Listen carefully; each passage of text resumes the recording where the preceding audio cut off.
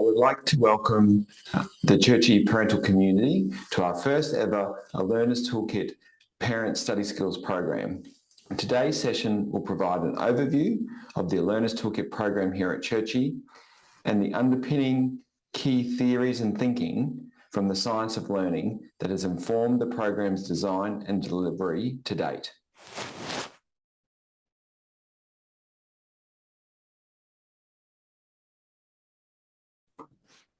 Today, our presentation is going to start by looking at the common myths associated with study.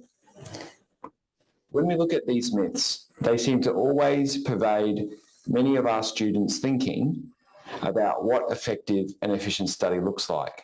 So let's look at some of the myths. The more times you read it, the better you'll learn. You can only focus on one chunk of information at the time. To always believe and go with your gut.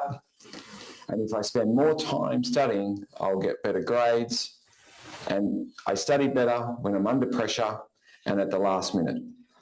Now, many of you within the parental population, when you were students, may have held true to one or more of these myths. What we need to understand is that the reason why these myths pervade is that they often appear to hold true. They appear to work. And it's that appearance that these things do work in the early stages of a student's journey. They hold on to that as they matriculate through the year levels at school and onto university.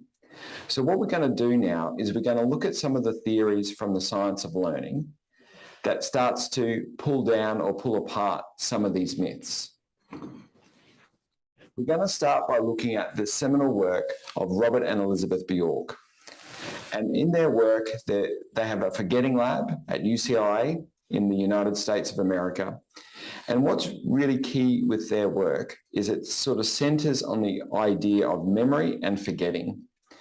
Now, the reason why a lot of our students, and even yourself when you were one in school, held on to the view that if I read something enough, I'm just going to retain it.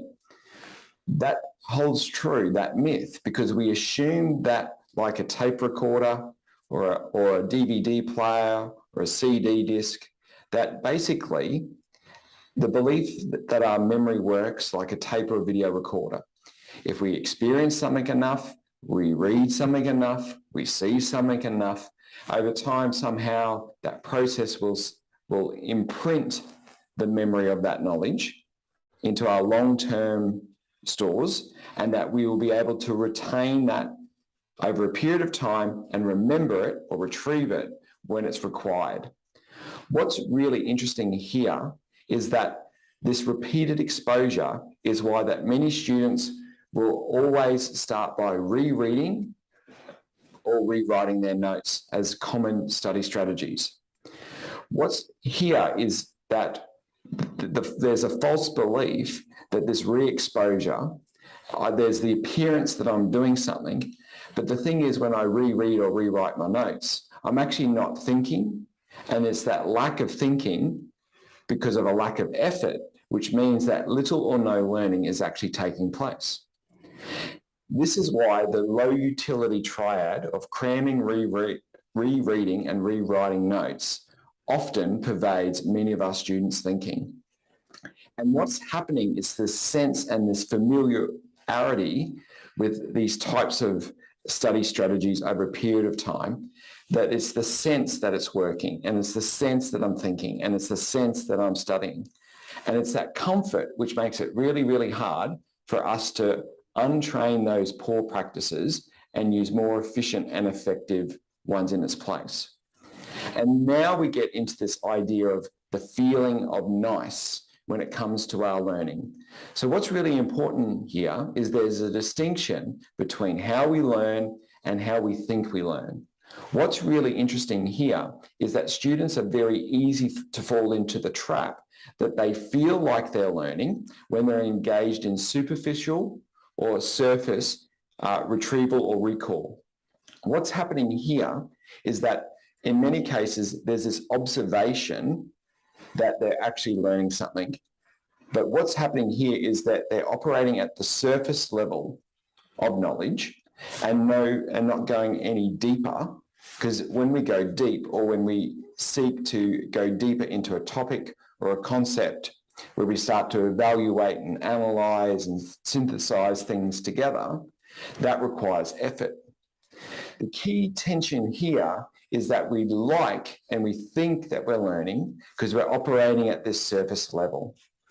And what happens is, over time, what we generally find in the early stages, in particular secondary school, that this sort of surface level, when we're starting to look at new subjects such as languages, we're starting to do science for many of our students for the first time.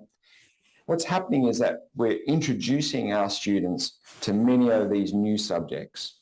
And what's happening there is that the introduction of those subjects is very superficial in relation to the level of knowledge and understanding, because it's the building blocks. So what's happening here is that the experience is allowing students to operate at the surface level, and in the initial stages, they get success. They're getting success because we're only really starting and targeting surface level knowledge. Therefore, study strategies such as rereading, rewriting, and cramming work in this stage because they're really adept at surface level retrieval. However, as we go through school, the need for us to go deeper into developing understanding, retrieving information over long periods of time, what happens is these study strategies don't work very well. However, the students have trained themselves over a period of time that when I study, it wants to be nice, it wants to feel comfortable, and it's that niceness and comfortable which actually doesn't actually support them as they go through their schooling. What's really key here is what we're looking at there is this notion of performance, where we see students looking at the initial stages of assessment and exams. What's really interesting here is to learn, we actually need to go and create challenges, and we actually need to slow the rate of learning. The issue here is that this makes students feel uncomfortable, and it's unpopular with many students. So it's like going to the gym. If I go to the gym and lift some really light weights, it looks good, feels good. There's the observation that I'm doing something. I'm getting success because I'm able to easily lift these weights. However, it's actually doing nothing to increasing my strength over time. It's only when I go and lift the heavier weights that the effort starts to come in. And it's that effort and then the discomfort of trying to lift up the heavy weight, that's when the real change to our physical strength takes place. So what Robert and Elizabeth Bjork spoke about here is that when we want to actually pitch study, it has to be in what they call the Goldilocks zone, or what they call desirable difficulties. It needs to be easy enough that I can actually do it, but hard enough that requires me to spend time, to slow down my thinking, and to engage in the effort. And here, and I spoke about briefly before about learning versus performance. Learning, what's really interesting here, is defined as the permanent change in one person's long-term memory. What's really interesting is that performance, on the other hand, often refers to temporary fluctuations in our knowledge or behaviour that can be easily measured or observed, often shortly after instruction. And what's really interesting is that this Rower and Taylor work, where we looked at blocking, which is the same as massing or cramming study, in practice, students felt that when they were blocking or massing their study, they felt that they were doing a really, really good job. And it was accurate because they were massing their study at the point of learning. But what was interesting, interleaving, which is where we jumble up our performance over time, which is harder, it requires effort, it requires thought, is that they actually did better in the right-hand graph, which was actually around the test's performance. And what was interesting, the blocking students actually did significantly poorer in the final test. What's interesting here is often, we can observe performance, but we must infer learning. And what's really important here is that we need to focus on learning and less on performance. Because what's really interesting, performance is an unreliable indicator of learning. And learning takes time and it takes effort. And often, the reason why our students are sticking with those low utility triad of cramming, rereading, and rewriting is because they see performance. They feel good that they're doing something. Whereas when we do other study strategies such as practice testing, interleaving, spacing out our practice using brain dumps or quick reviews, the issue is that requires effort to identify what I'm doing, effort to spread my attention over a period of time, and most importantly, that therefore increases the amount of time, effort, and focus that I need to put into my study sessions. And for many students, those become barriers to future study practice. And what's really interesting is that the reason why students often stick with poor strategies, in particular blocking or massing practice, which we see in cramming, is it's this feeling that students who use those strategies often, and in reported studies over a long period of time, generally those students have when they mass or block or cram their study or reread or rewrite, they often increase their self-assessment of their progress. And what's really interesting, students who use high utility strategies that use retrieval, spacing, and interleave practice, such as a practice test, that requires much more effort. What's really interesting, students who engage in more effortful activity actually have a lower assessment of their actual understanding prior to assessment. What's really interesting, when it comes to their end performance in that assessment, the students who have a lower view because they've used higher utility strategies, so lower self-evaluation, actually end up doing much better. And the students who have the inflated or the illusion of competency, which Robert and Elizabeth Bjork talk about, when they're using low utility strategies, they have a higher self-assessment of their belief that they're going to do well, but when it comes to the final result, they do considerably lower than their peers. And what's really important here is that there's a tension that exists, because remember, study involves the student doing this in their own time away from the supports that are there that generally allow us to support them through the more effortful work over time. So based on this, we have developed the Learner's Toolkit here at Churchie, and you can see that over the last 4 or 5 years, we've been working through a sequence of events. And now in 2020, we actually now have a fully resourced program that's rolled out through years 7 to 10. The aim here is that we want to prepare students in a training model prior to the end of year 11 and 12 of the senior phase of schooling performance before they go off to further learning, further training, work, or university. Here, what we're looking at is we want to intervene earlier rather than later and try to retrain them when students are a little bit more malleable and open to change, because the end performance or the end game is quite some time away. And it's this slow-moving training process that we've found that has the greatest impact. So here are the 6 strategies that sit in a Learner's Toolkit. Now, what we did was we actually took the best that the cognitive science and psychology, or the science of learning, had at this particular point in time, and we packaged it in a student-friendly version. So when we look at our strategies here, we've got retrieval, spacing, and interleaving. Now, those strategies are what we often see in practice testing, and the reason why practice tests always come out as the highest utility strategy. At the same time, we've got things like Visualize It, which use dual coding, which is what you see in strategies such as sketch notes, brain dumps, or when we look at scaffolds for thinking processes. Connection, that's what we call interrogative elaboration, those processes that students use when they engage in synthesis, evaluation, and analysis.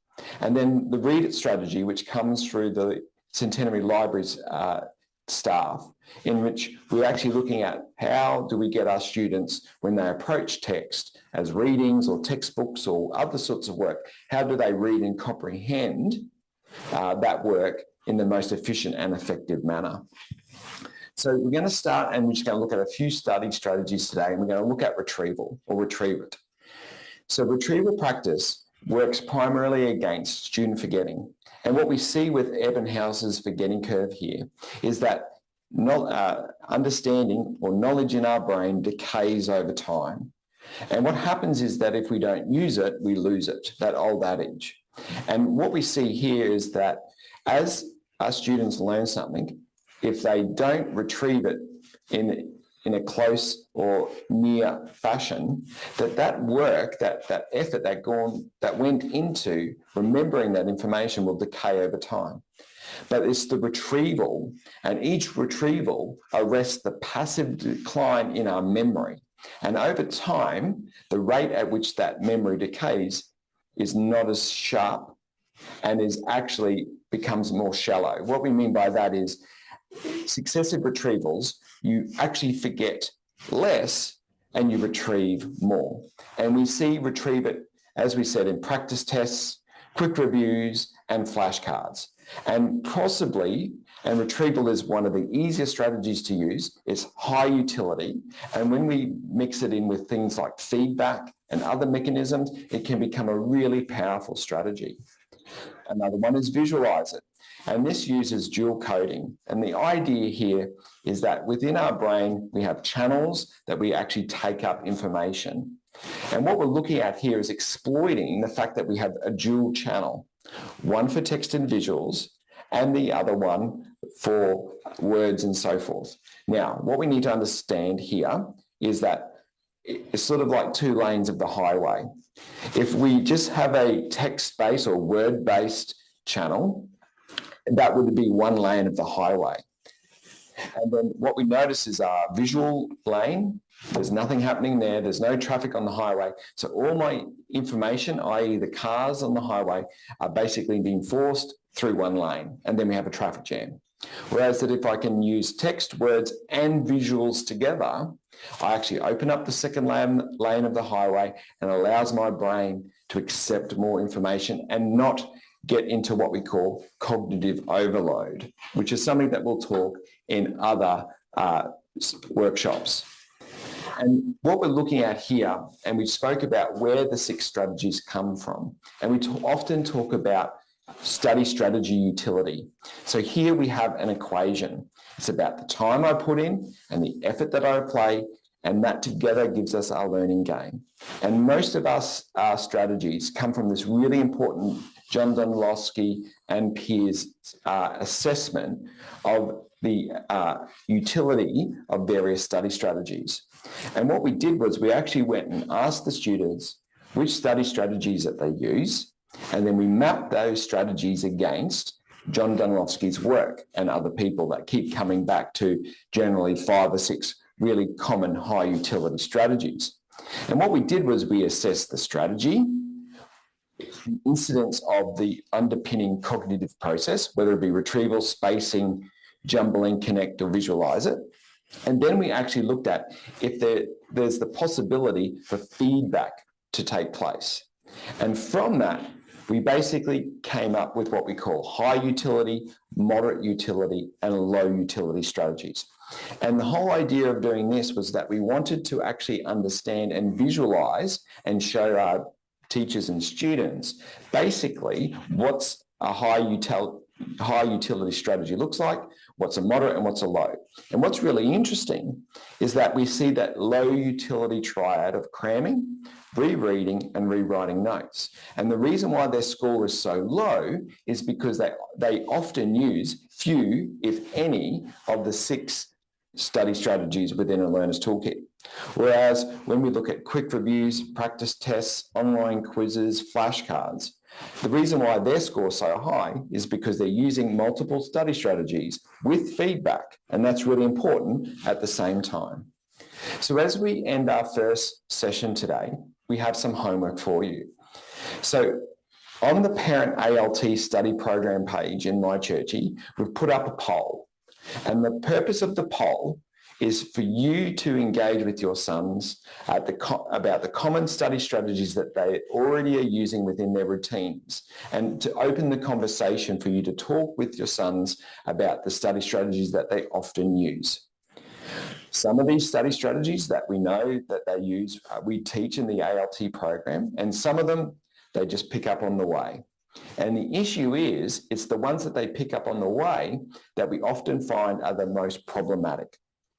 So what we would like you to do in the next week or so, throughout the poll, we'll have a link that will go with this particular video in our YouTube description that will link to the Learner's Toolkit study page in My Churchy. I want you to fill out the poll, and next time we meet in roughly a fortnight's time, we'll go through the results of the poll. So thank you very much for your time today, and we look forward to engaging with you over the remainder of this term as we unpack what a Learner's Toolkit looks like for you as a parent here at Churchy. Thank you very much and have a great day.